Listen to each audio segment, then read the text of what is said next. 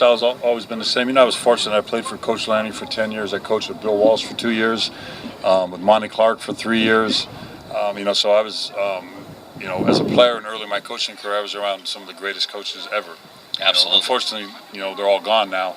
But they were, you know, Monty and Bill coaching with them, you know, were really mentors early in my career. And, you know, I coach the way I like to be coached. You know, I'm going to try to help get you better. If you can't motivate yourself, you know, you're in trouble. And, you know, Coach Walsh was, you know, Tom Landry wasn't a big-time motivator. He wasn't a rah-rah speech guy. You know, it was more of an intellectual approach, and so was Coach Walsh. And his whole thing was, he said, all that rah-rah jumping up and down, it lasts until the opening kickoff. You know, second play of the game, you better be ready, you know, physically and mentally to play and compete. Know your assignments. Absolutely. You know, and, you know, the rah-rah stuff is, you know, it's good to, you know, get you going, but you got to be able to do it internally. Well, let me ask you this, because as being in Dallas Cowboys, Tom Landry, Coach Landry, was it when you were being coached by Coach Landry, did you see the greatness? Did it occur to anybody that this was just someone different, or at that time was it that's coach and we really don't mess with him like that? Yeah, you know, I mean, I got drafted in '79, and they had been, you know, they had lost in the Super Bowl. I think they won it 2 years prior. Lost my senior year in college. You know, the Jackie Smith play against, you know, the Steelers, and, you know, Jackie was one of the all-time great tight ends, and everyone that's all they remember.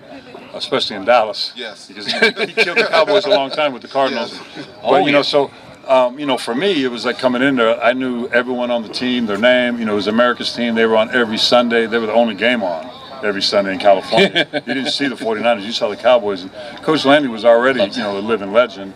And, you know, it was deservingly so. You know, everyone talks about him being defensive mastermind, but he game planned both sides of the ball. And the thing most people never talk about, in the early mid-'70s on third down, they were in four wides, shotgun. You know, people doing that, you know, the last 10, 15 years like it's something new. You know, and he had receivers standing up. Right. Bill Walsh still, I'm not knocking Bill because Bill was great. Bill Walsh had receivers in 3-point still. Tom had guys standing up already, you know, in a 2-point. So he was a real innovator of the game. He doesn't get enough credit for that. I think just because, you know, he was stoic, and, you know, there wasn't a lot of interaction outside of football with players, you know, hardly any. And, you know, he was a true professional. But that man, he knew offense because he knew defense so well. He knew how to pick apart a defense. It's very interesting because, okay, so he's so good at the offense because he was a defensive specialist. So, you know, I never thought of it that way. Yeah, and he was very innovative. Like, no one was in shotgun back then. No. He was the first one, as far as I remember. You know, if there was some others, and you know what, we were doing Olympic lifts, and we were flipping tires, jumping on boxes, all the crap they're doing now that's innovative. They were doing that in the early '70s with Dr. Bob Ward as the strength and conditioning. He was ahead of the curve. See, now with that, experiencing that, are you bringing some of that type of?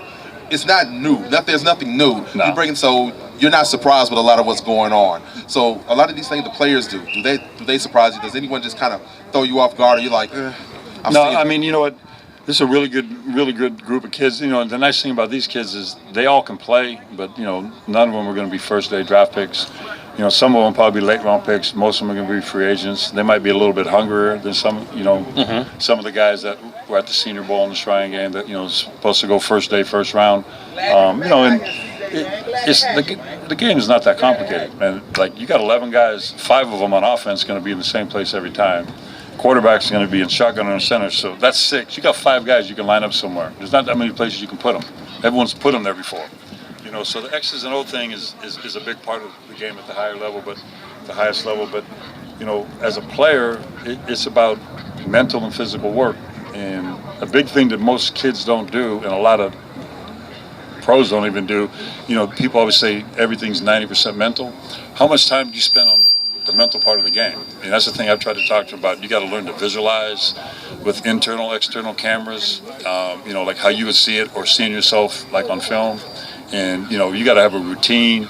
You got to have a mindset, have a goal to accomplish every day you go to practice. What am I going to try to get better at? You can't fix everything.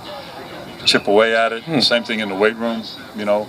And, you know, so, you know, we had Randy White came out and talked to him. Keith Millar's here, you know, who's a great player, with the Vikings. Dennis McKnight's here, played 11 years with the Chargers, been a longtime coach. Keith coached 11 years in the NFL as a pass rush specialist. So they're giving these kids a lot of tips, but we're all telling them the same thing, man. You got to work hard, not just physically but mentally. You got to be mentally tough, and you got to study. When you go to camp, ask vets questions. Watch the vets. That's who you're going to learn from. I learned from Billy Joe Dupree and Drew Pearson.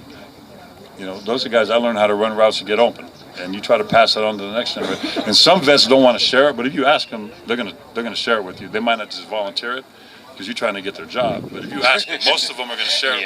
But watch them, see what they do, because the coaches are great, but there's a lot of great coaches that never played at the highest level, but the really, really good guys that can coach and teach that also played, they didn't learn it at clinics and people talking. They did learn it by doing it.